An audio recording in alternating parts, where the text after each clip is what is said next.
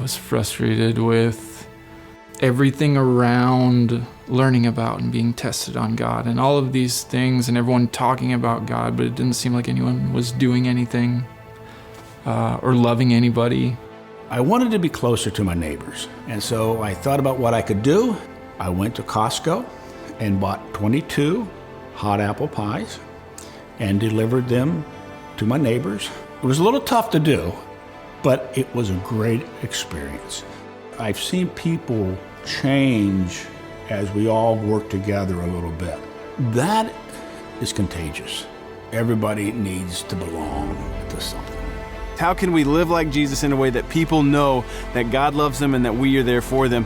Right before the holiday, somebody texted me, hey, we're moving back up north. We're gonna miss you, but we're gonna downsize. We have all this furniture. I don't know if you have any needs for it. We got a group of men over one Saturday morning, picked it all up, and by that evening, we had actually furnished a guy who had been living in his car, not only a place to stay, fully furnished with the bed, with the dresser, a place where it is his own for him to get back on his feet.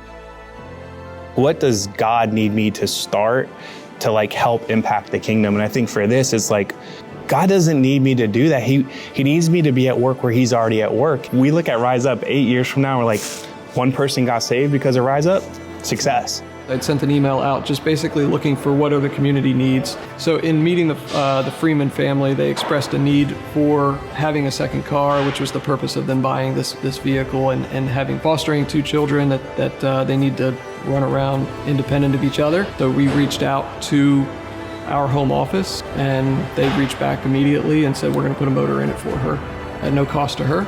We opened this business to be the example and to be that light of the hands and feet of Jesus. Number of kids without a home in Wake County is just kind of incredible. I was like, okay, how can we be part of the solution? And obviously a really tangible way was foster care. A friend of mine was posting about her foster kids on social media, and I worked up the courage to just call her and ask her about it. Fostering Hope, they dropped a cooler off on our porch and dropped groceries in it and periodically reach out and say, how can we help you? We want to see Christ magnified in our communities.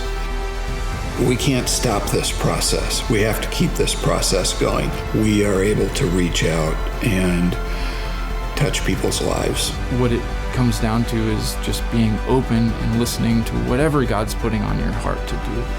And that can be serving the person next to you. It can be getting to know your neighbor, going to places and searching out those people who aren't like you and actually engaging in their lives. It's just being open and aware of what the Spirit is inviting us into.